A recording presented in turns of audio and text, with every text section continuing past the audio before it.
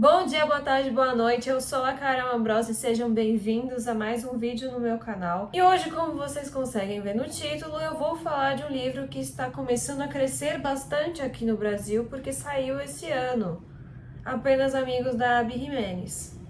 Eu preciso já esclarecer um negócio. Quem não sabe, eu não gosto de romances. É quase uma terapia de choque eu ter que ler ou assistir um desses. E pra vocês terem uma noção, eu fui assistir A Barraca do Beijo só esse ano porque a minha amiga me forçou a ver.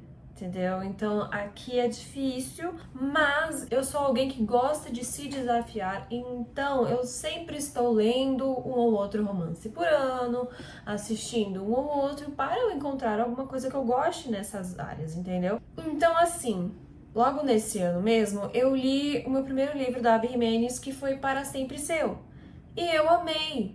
Eu gostei muito da representatividade que ela teve, gostei da escrita, gostei de tudo. E eu até amei o carinha principal. O que é extremamente difícil. Então eu tinha lido vários livros difíceis, acho que foi lá em julho mais ou menos, e eu me deparei com esse livro, só que na versão em inglês, que ainda não tinha sido lançado quando eu li aqui no Brasil. Aí eu falei, vou ler. Eu acho que nela dá pra confiar, eu gostei de gosto da escrita, ela escreve pessoas decentes, né? Então eu vou ler. Vai ser um bom relaxamento. Só que o livro já começou me deixando louca. Eu tentei começar a ler ele meio leve, assim, sem pensar muito, mas a cada 2 páginas eu queria marcar alguma coisa, eu ficava incomodada com alguma coisa, com alguma passagem, com alguma frase, com algum diálogo, e aí eu comecei a marcar tudo. Tudo que me irritava, tudo que eu não achava legal. Tanto que a partir dos 30% eu já tinha marcado tanta coisa e me enfurecido com tanta coisa que eu desliguei minha mente, eu li meio rápido, e aí depois, quando foi chegando nos 70%, eu voltei a ler e anotar e tal. Tá entendendo? Então, assim, eu não vou falar tudo o que acontece no livro, isso aqui vai ser uma resenha um pouquinho diferente, mas tem vários tópicos e pontos e temáticas abordadas nesse livro que eu preciso conversar com alguém, porque eu não gostei, nem um pouco. Então, nessa resenha, eu não vou dizer tudo o que acontece no livro, não vou dar todos os detalhes da história, mas porque eu vou falar de temáticas específicas do livro, ou que me incomodaram, ou que foram abordadas aqui, vão ter um pouco de spoilers, entendeu? Sobre algumas coisas que acontecem. Então vamos começar só com uma apresentação inicial do livro e o porquê que eu queria ler ele. Esse livro é a história de uma mulher, acho que de uns 25 anos mais ou menos, que tem problemas de infertilidade, e aí um relacionamento vai acontecendo com um carinha que ela encontra, que ela se torna amiga primeiro e depois vira alguma coisa a mais. A sinopse era meio que essa, e aí por isso que o livro me cativou um pouquinho. Mas assim, vamos já começar a falar do que eu vim aqui pra falar, né? E vamos começar com um negócio mais leve. A gente começa a história com a nossa principal já estando num relacionamento. Ela tem um relacionamento, eu acho que ela é noiva já, de um carinha que foi expatriado por causa da Marinha. Eu acho que ele é da Marinha lá dos Estados Unidos, um negócio assim. E ele já tá lá uns 7 meses mais ou menos. Só que assim, a nossa querida principal não gosta dele. Ela não ama ele, ela não se dá bem com o relacionamento à distância, e eu não sei por que carvalhos ela ainda tá com ele, porque ela não ama ele. E ela não tem a decência, a maturidade emocional para sentar e conversar com ele e resolver tudo isso e honestamente terminar, né? Porque pra que ela tá com ele? E aí, em conexão com isso, o livro, pelos primeiros, sei lá, 30%, passa uma vibe de traição. A principal, ela tá sempre falando de querer ficar com outro cara, que ela tá há muito tempo sem... E aí, quando ela começa a criar amizade com esse carinha que é o interesse romântico dela, ela começa a abandonar ainda mais o namorado dela. Ela não atende as ligações dele, ela não quer passar muito tempo falando com ele, ela tá cada vez apontando mais coisas negativas sobre ele. Então, assim, eu não consigo defender. Esse namoro tá aí acontecendo no início, entendeu? Não gosto, já me incomodou aí. Falei desse primeiro tópico, só que é mais específico, mais... ou melhor, menos importante, tem várias outras pessoas que não vão se incomodar muito com isso, que faz parte, e eu que sou uma chata. Pode ser. Mas aí a gente já vem para um segundo tópico abordado neste livro, que é o toque. A nossa principal, ela tem, aparentemente, só que aí ela meio que era curada toda vez que ela passava o tempo com o nosso carinha principal. Eu vou pegar referência de um outro livro que eu li no ano passado, que se chama The Reality of Us, da Vanessa alguma coisa, vai estar aparecendo aqui. É um livro que eu achei aleatoriamente quando eu tava buscando uma coisa leve pra eu escutar, enquanto eu fazia minhas atividades de velha, tipo montar quebra-cabeça. E aí nesse livro, o nosso carinha principal, ele vai para um acampamento, alguma atividade que a empresa está organizando na mata, e o par romântico dele também vai, entendeu? Só que aí, esse carinha principal, ele tem ansiedade, uma ansiedade diagnosticada que é forte o suficiente para ele precisar de medicação diária. Ele precisa tomar essas medicações diariamente. Só que aí ele acaba esquecendo. E aí, como que eles resolvem isso, né? Eles voltam para casa, vão comprar o remédio e aí voltam de novo pro acampamento? A pica do cara é mágica o suficiente para curar a ansiedade dele. No, ma'am. No, ma'am.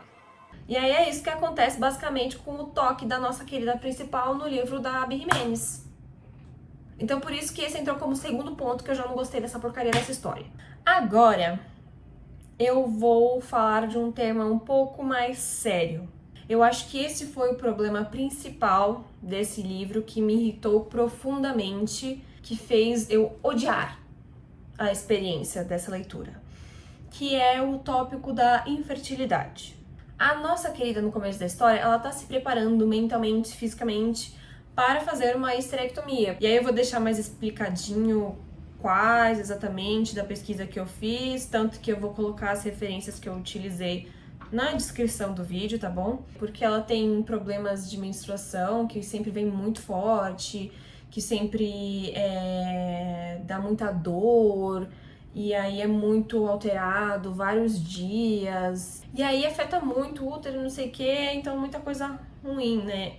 E eu compartilho um pouco dessa dor, porque eu tenho endometriose. Hoje em dia eu tomo remédio direto para eu não menstruar, porque toda vez que eu menstruo eu sinto muita dor também. Não tenho problemas de infertilidade até onde eu sei, porque eu nunca tentei, mas me conectei muito com essas partes da nossa principal. Aí, como eu tava falando, ela estava se preparando para fazer uma histerectomia. Só que aí, logo no começo, já fiquei extremamente irritada, porque assim, acho que foi uns 20% mais ou menos, ela comenta com a amiga dela que ela nunca vai melhorar. E aí, nesse momento que eu li essa frase, eu meio que tive uma reflexão, um pensamento que eu rezei para que não fosse real.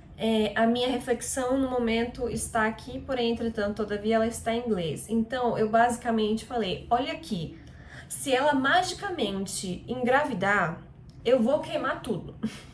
É por isso que eu li até o final, para saber se eu ia estar certa ou não. E eu tava. Então, assim, a nossa querida principal, ela fazia, porque ela tinha problemas de infertilidade e ela não engravidava, ela fazia isso sem proteção por anos, e aí, por anos ela não engravidava, mas também nunca pegou uma IST. Não sei como, porque o quanto que ela fazia e não se protegia, meu Deus do céu, pra mim ela deveria ter pego só de... Be nice, I'm finding it. Então eu acho isso um ensinamento muito chato que tem nesse livro. Aí, no final, gente, spoiler, né? Ela engravida do carinha principal, magicamente. E a justificativa do médico é que o cara tem um super esperma. Sério? Sério que você vai colocar num livro em que é pra lidar e trabalhar com a infertilidade, uma mulher engravidando magicamente do principal no final, porque o cara tem um super esperma? Mano, Eu achei extremamente insensível, extremamente insensível. E ainda por cima, na nota da autora, ela fala que a história não é sobre engravidar ou ter filhos, que o final feliz não é sobre isso. É sobre ela se autoaceitar e bababi, blá blá blá. E eu acho isso um absurdo ainda maior. Porque assim, dois caminhos. As pessoas que são inférteis e querem ter filhos vão enxergar a oportunidade de engravidar e ter um filho como um final feliz. Para essas pessoas que são inférteis, conseguir ter um filho é um final feliz de Disney. Porque tem muita gente que quer muito ser mãe, ser pai, ter um filho, entendeu? Então, falar que não é um final feliz, eu acho um pouco errado da parte dela. Mas também tem o papo de que ela vai magicamente engravidar. O quanto não deve doer para as pessoas que sofrem com infertilidade ver esse papo de que se você achar a pessoa certa com o super esperma, você vai conseguir engravidar. É só tentar. Se eu não me engano, eles faziam o sexo com proteção, e aí nessa única vez que eles fizeram sem, foi quando ela engravidou. E é um absurdo, isso eu acho que nunca vai acontecer com quem tem problema de infertilidade. E a nossa principal, ela não se aceita. Ela fala que ela é descolada, que ela não se importa com nada, com a aparência, mas ela se importa muito.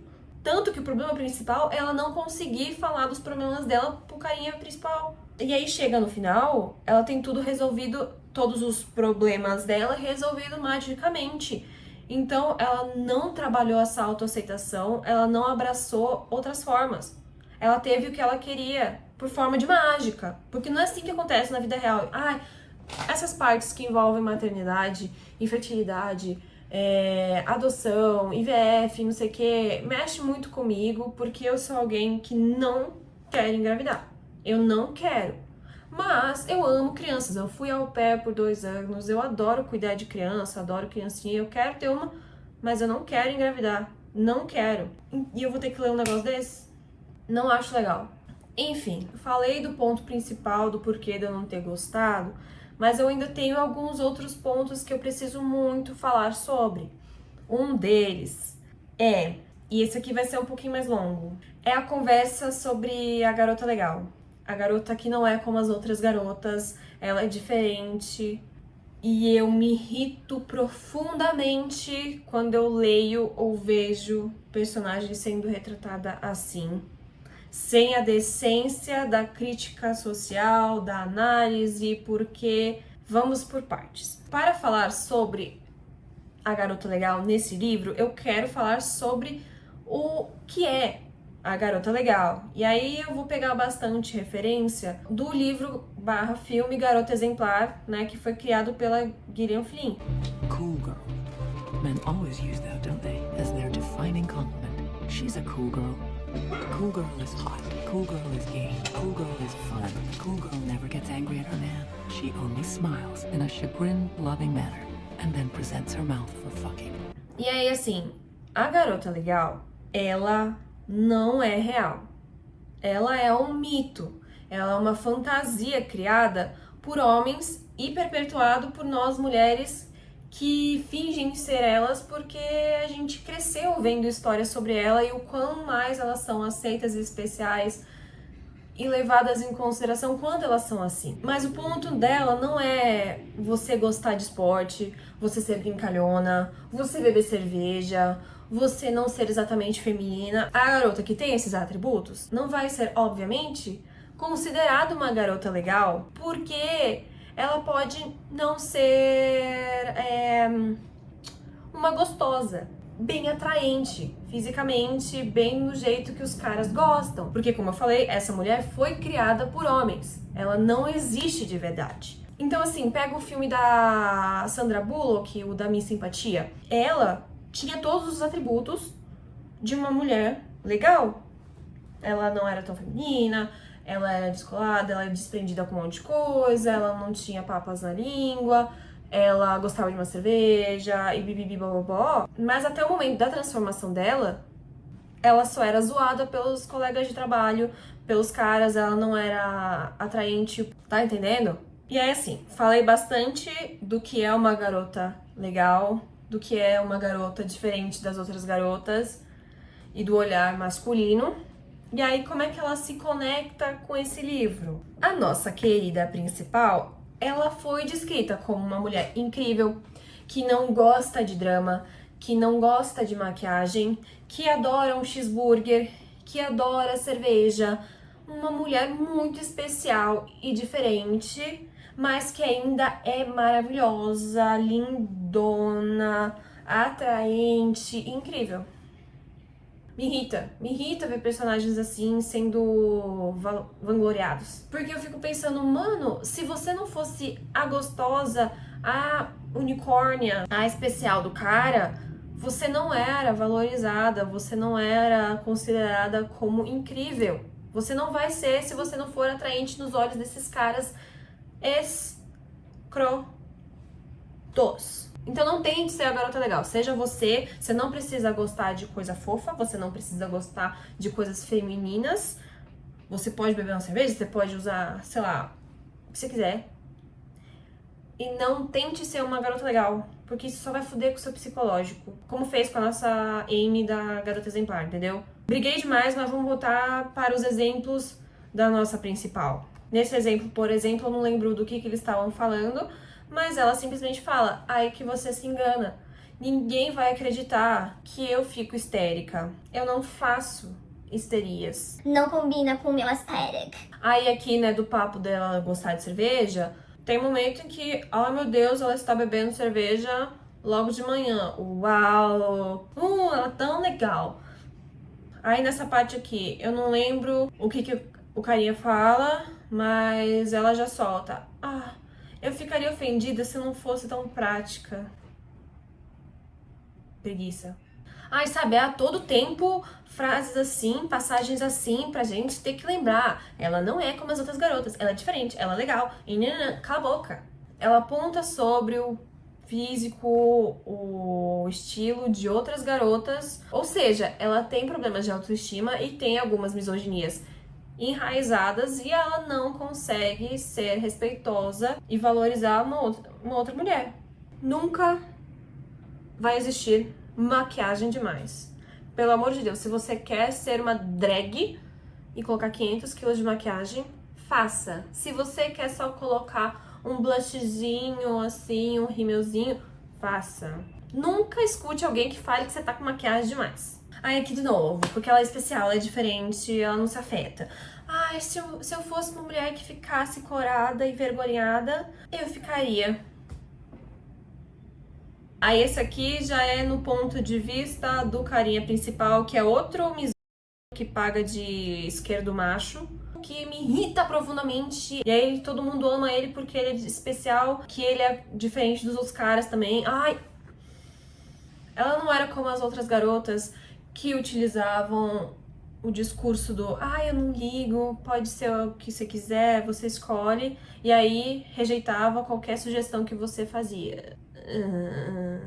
Aqui ela usa 100% o papo da garota legal, divertida, inteligente, esperta, rapidona, linda, a garota legal. E nada que eu poderia ter. Isso já se conecta com outro papo que também me irritou, que é ele tratando ela como uma coisa para ter, uma coisa que ele não tem, uma coisa que ele quer ter, uma coisa que ele quer pra ele. Não, você não pode ter ela porque ela não é uma coisa para se ter, tá? Aí tem outro papo que também aparece 50 mil vezes, que é um absurdo, que também sai do nosso querido carinha principal, que é ela ser chamada de unicórnio. Pelo menos umas 4 vezes. Aqui, ó.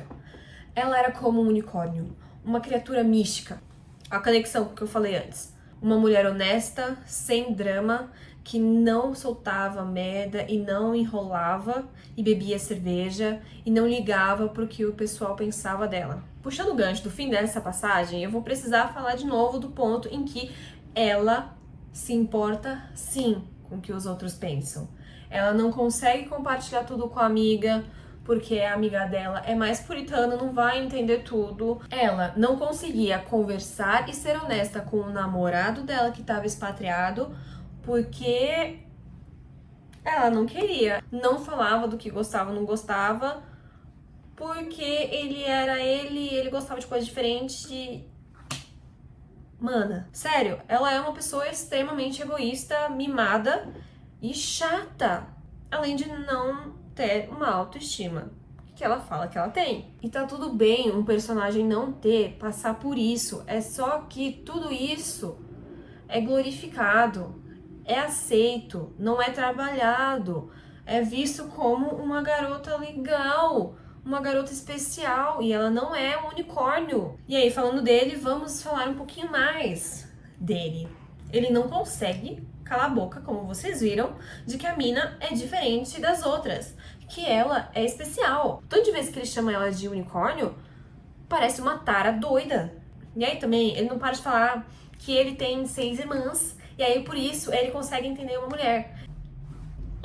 Aqui já começa com um machismozinho aqui de mulheres irritadas. Era uma especialidade dele, entendeu? Ele tinha 6 irmãs, ele era bem treinado.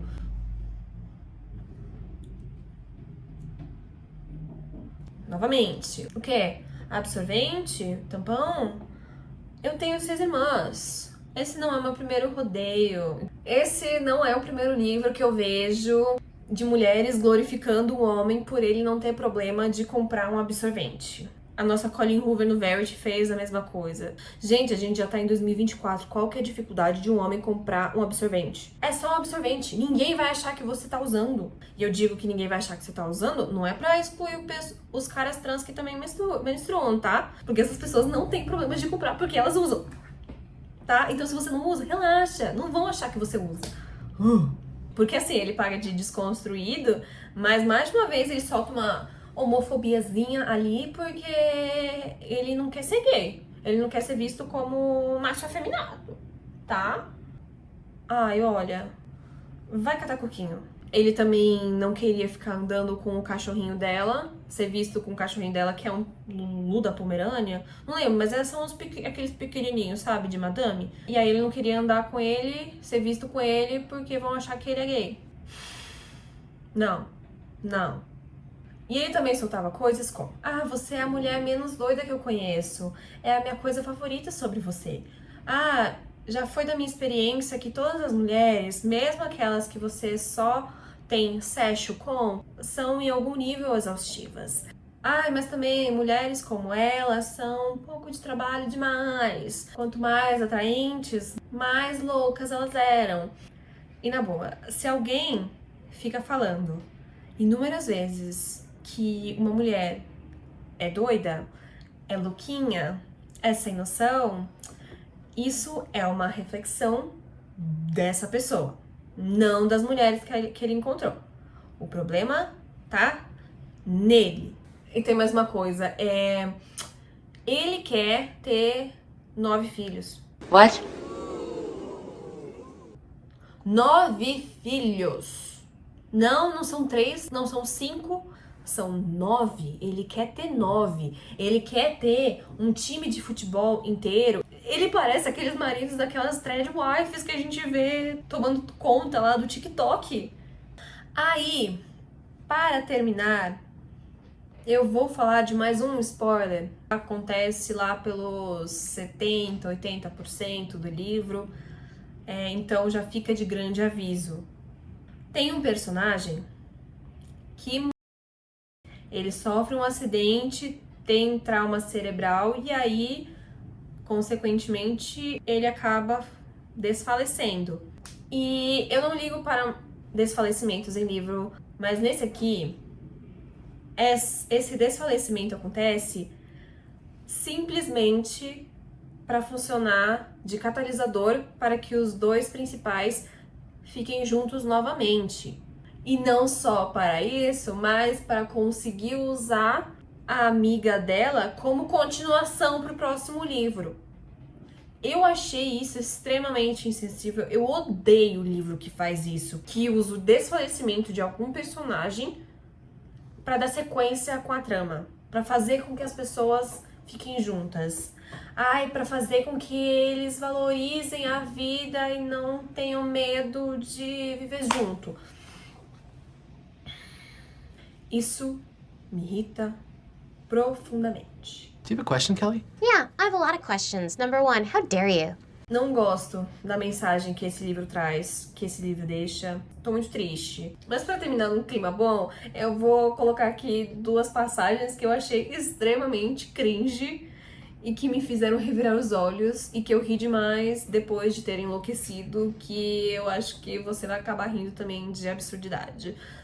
Tem um momento em que eles precisam pegar uma carona, os 2 principais, e eles estão com uma tesão altíssima, mas tecnicamente ainda não podem ficar junto porque a nossa querida ainda está namorando. E aí eles vão, né, pegar carona e só tem um lugar nessa carona.